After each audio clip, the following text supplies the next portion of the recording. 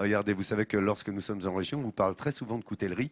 Et comment vous dire, c'est l'excellence de l'art à la française. Tu t'y es intéressée ce matin, Nathalie Schran, ici, un couteau chamonnière. Oui, je vais vous présenter un homme, Didier, qui a un sacré savoir-faire et surtout une très bonne idée avec ce couteau. Il a créé ce couteau il y a 8 ans avec son fils. Ouais. Alors regardez la forme particulière du manche. Eh bien ce manche, il rappelle le Mont Blanc. Donc c'est un couteau oui, en hommage au effectivement. chamonnière et au Mont Blanc. Et le pointillé, eh bien c'est la première ascension du Mont Blanc. Allez, je vous emmène faire un tour dans son atelier qui est ici à Chamonix.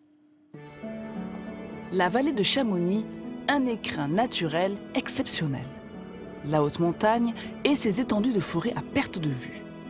Le sapin, l'épicéa, le mélèze ou encore l'arole, le pin des Alpes, toutes ces variétés d'arbres intéressent Didier. Ce chamoniard trouve ici la matière première à la fabrication de son produit local.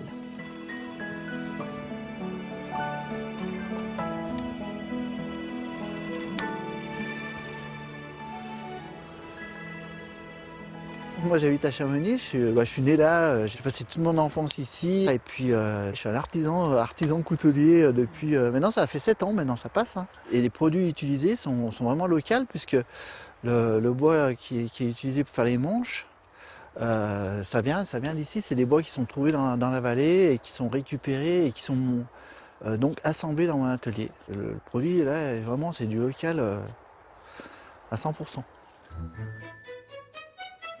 Didier fabrique des couteaux à partir de troncs d'arbres morts des forêts de la vallée de Chamonix. Son atelier est situé dans le garage de sa maison. Une fois le bois scié en lame, il peut s'atteler à la confection d'un produit typique de la région, un couteau original d'une forme particulière. Ça c'est le sommet du Mont Blanc. La trace qui est pyrogravée dessus, c'est la première ascension du Mont Blanc, c'est-à-dire que c'est par là qu'ils sont passés pour monter la première fois au sommet du Mont Blanc. Et on ne peut pas le trouver ailleurs, parce que c'est moi qui l'ai inventé, qui le fabrique et qui le vend. C'est vraiment le produit vraiment typique du coin, quoi. Et si vous en voulez un, vous serez obligé de venir me voir. Pas d'autre solution. Eh oui.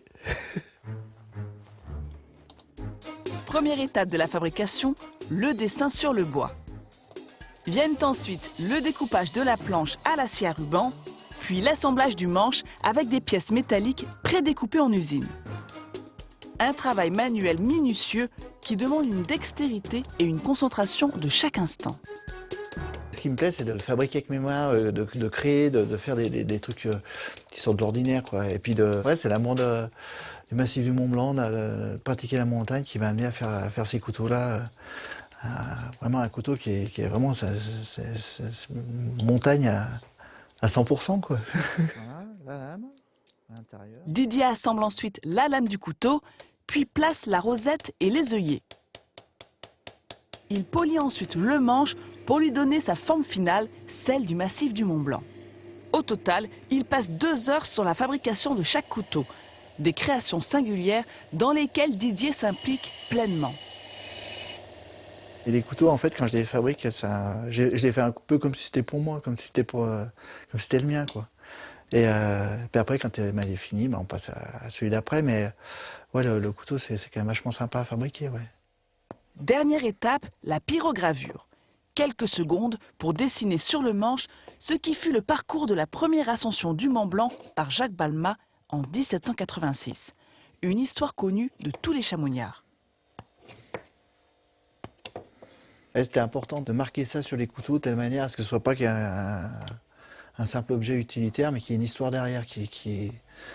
La personne qui achète ce couteau-là, ils se disent, ben ouais, t'es cherché le bois là-haut, ça représente un sommet, une première ascension. Et puis c'est rendre hommage à la vallée de Chamonix. Ouais. C'est l'histoire d'un patrimoine commun, l'histoire de toute la vallée, quoi. Nous, on nous enlève le Mont Blanc, c'est fini, Chamonix n'existe plus, quoi. C'est vraiment exceptionnel, quoi. Que ce soit le Mont Blanc, le massif du Mont Blanc, tout ce qui va avec, quoi.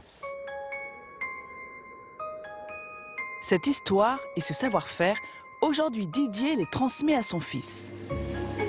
Ah, bah là c'est bien ça. Ah, c'est bon. Un coup derrière. Après, il faudrait juste casser l'angle sur la partie, moi sur le devant du couteau.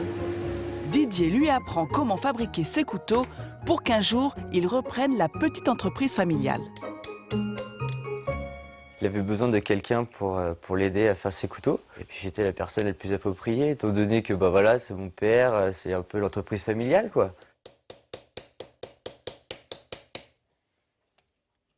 Moi j'ai 21 ans, je suis chamoniard, je suis né ici. Il y a une certaine fierté à faire ces couteaux qui représentent notre vallée. Ces couteaux-là viennent de la famille, quoi.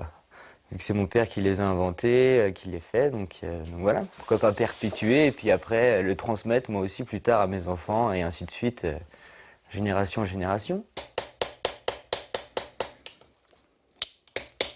Ouais, bah c'est bien, ça c'est impeccable. Et puis après, donc, il faut juste affleurer le bois. Moi, je suis vachement fier que Samien il continue, et qu'on travaille ensemble et puis qu'il se débrouille vachement bien en plus, hein, parce que bon, maintenant, quasiment, il se débrouille aussi bien que moi, il n'y a pas de souci, quoi.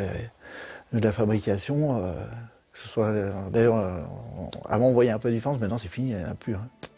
Maintenant c'est pareil, quoi. Les produits, les couteaux, ils sont aussi bien faits l'un que l'autre. Une belle histoire de famille, celle d'un père et d'un fils amoureux de leur montagne, de leur vallée et de ce massif enneigé où culmine le toit de l'Europe. Un décor grandiose où se cachent des savoir-faire uniques.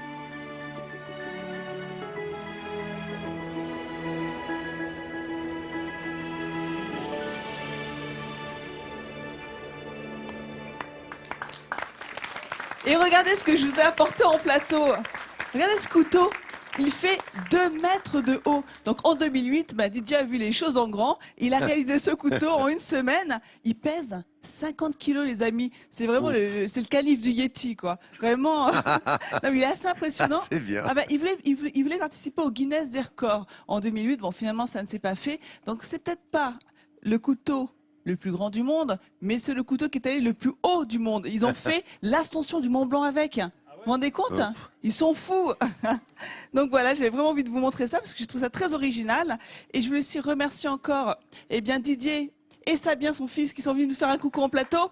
Alors, j'ai oublié de vous dire qu'ils étaient également moniteurs de ski. Hein. Vous savez, à la montagne, on cumule souvent les postes. Hein. On fait plusieurs activités à la fois.